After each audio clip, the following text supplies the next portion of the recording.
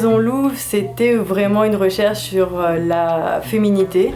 J'avais besoin de savoir ce que c'était l'essence même de la femme. Ça arrivait à un moment de ma vie où je me sentais en échec en tant que femme. Du coup, j'avais vraiment besoin de passer par cet aspect créatif pour me réapproprier et essayer de comprendre les codes de ce qui incarnait la féminité. Voilà. Je n'ai jamais été guidée par le bénéfice, par le fait de dire... je préfère qu'un truc me semble juste et utile plutôt que soit bien payé. On a choisi Marion parce que Marion, on trouve qu'elle avait du chien. Et c'est pour nous plus important d'avoir une femme de caractère qui en tout cas montre une femme ancrée et bien dans ses baskets et qui avance avec ses failles et ses qualités.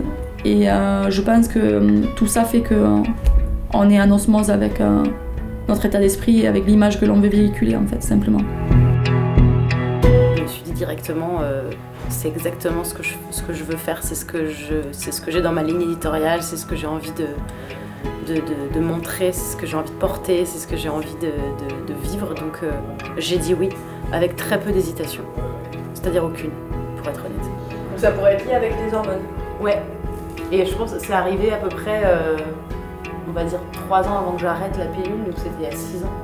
Et j'ai toujours des amis qui me voient au quotidien et qui disent t'as un bouton sur le nez. Et je suis là, non c'est ouf, vous vous êtes pas rendu compte que j'avais toute ma vie ce truc sur le nez. Ouais. Et c'est vraiment... sur le coup, les valeurs de Maison Louvre, je dirais que c'est avant tout la bienveillance. Je pense que c'est au-delà de la sensualité, de la féminité, de ce qu'on veut. Ça doit rester la bienveillance. Beaucoup la liberté. Que c'est quelque chose d'assez sauvage et d'assez instinctif, d'assez naturel. De quelque chose de pas trafiqué, d'authentique. L'indépendance et l'enracinement, l'ancrage à la femme, à la nature.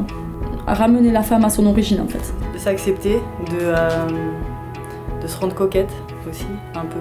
D'accepter sa coquetterie. J'ai vu ça très très vite dans les pièces, mais aussi dans les modèles, dans les photos, dans la manière dont c'était pas retouché ou très peu. Et c'est toujours hyper agréable de voir des marques qui défendent ces valeurs-là parce que c'est très rare malgré ce qu'on a envie de penser. Ils sont pas hyper propres, mais parce que mes cheveux propres, ils sont intenables. Ouais, mais là comme ça ils vont avoir une bonne tenue. Voilà. Souvent je demande pas de se laver les cheveux le jour J. Ouais, mais même le jour J, même 2 jours après, mes cheveux c'est un enfer, ils sont tellement fins, j'en ai si peu. La lingerie c'est pour tout le monde, c'est pas quelque chose qui est pour des moments particuliers. Moi je trouve qu'il n'y a rien de mieux qu'une femme qui est en pyjama mais qui a une lingerie de dingue en dessous. Alors on sent qu'elle fait pas ça pour les autres, mais c'est vraiment pour elle. C'est le premier truc avec lequel la peau est en contact avant tous les autres vêtements. Et puis c'est quelque chose qu'on sait qu'on porte en général et qui nous fait plaisir à nous dans notre journée. Moi je sais que quand je porte de la jolie lingerie, j'ai beau la montrer à personne, quand je m'en souviens dans la journée, je me dis oh, c'est cool. C'est le premier truc que j'enfile le matin et le dernier que je retire le soir, donc c'est d'abord moi, c'est d'abord à moi qu'il faut que ça plaise. Pendant des années, la lingerie, c'était séduire l'autre, séduire l'homme, souvent.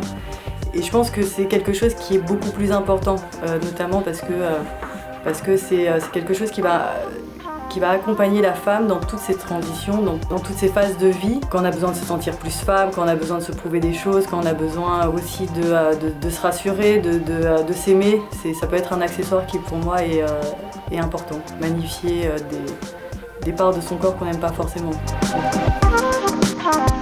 Dans la lingerie déjà, il n'y avait aucun artifice particulier, c'était juste des pièces qui étaient posées sur mon corps. Rien ne me serrait, rien ne me remontait, rien. On sent qu'on est sur quelque chose de joli, de délicat et de posé là. Et c'est la personne qui est en dessous qui fait aussi habiter la pièce. Quand j'ai décidé que je voulais une frange, j'ai eu ma frange et j'ai dit mais pourquoi pendant tant d'années on m'a dit ah ouais mais toi la frange avec ton visage, t'as les joues rondes, j'étais là mais je comprends pas pourquoi vous ne nous laissez pas tranquille juste. Et j'ai compris que c'était qu'une question de c'est moi qui ai envie de le porter. Et du coup comme je vais être à l'aise dans ce truc là que je porte, bah ça va être joli.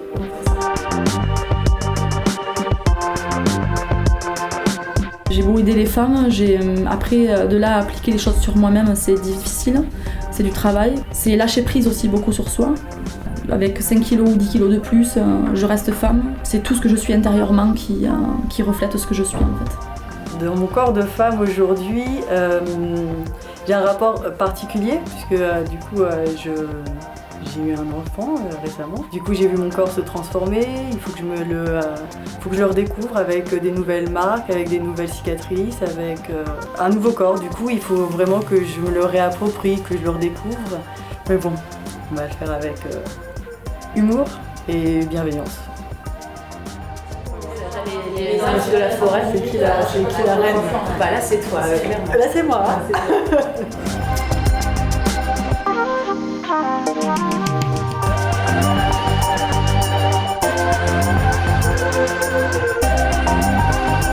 Avancer avec ce que nous sommes en fait, simplement.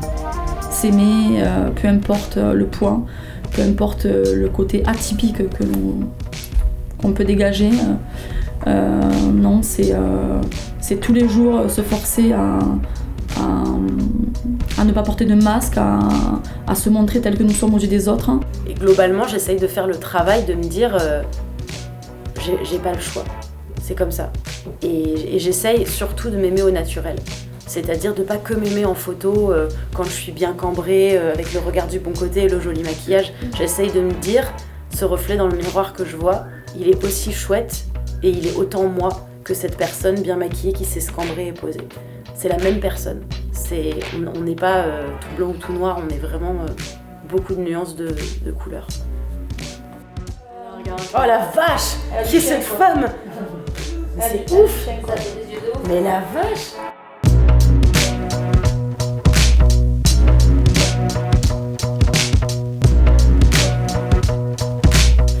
Alors moi, mon rapport à la féminité, il a été longtemps très conflictuel parce que je ne me suis pas construite dans les codes de la féminité tels qu'ils sont imposés avec toutes les injonctions qu'ils représentent. Parce que ce qu'on voit aujourd'hui dans la féminité, qui sont la douceur, la tendresse, etc., et qui par opposition au courage et tout ça, pour moi, c'est des mots qu'on a mis dans la féminité qui n'ont rien à voir avec ce que c'est réellement.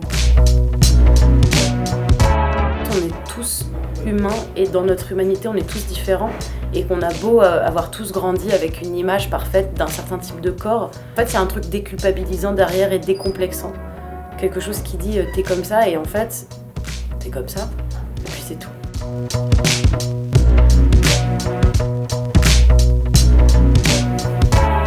Je vais mettre une culotte ce matin. C'est ce qu'elle nous a dit tout à l'heure. Et j'étais en train de me dire, heureusement que j'ai pas mes règles, parce que comme je mets plus que des culottes menstruelles. Et ça justement, ça c'est mon nouvel achat qu'il faut attendre.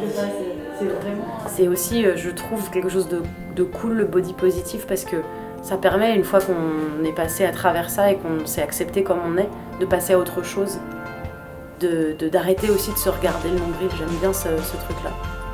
Tu te regardes le nombril, le temps que tu t'acceptes, et une fois que tu t'es accepté, c'est bon, tu peux avancer sur le chemin. Mais ce serait chouette qu'on se mette à positiver sur tous les autres aspects de notre vie dans lesquels on est coincé par la manière dont on a été élevé, par les exemples qu'on a vus dans les médias ou à la télévision, au cinéma.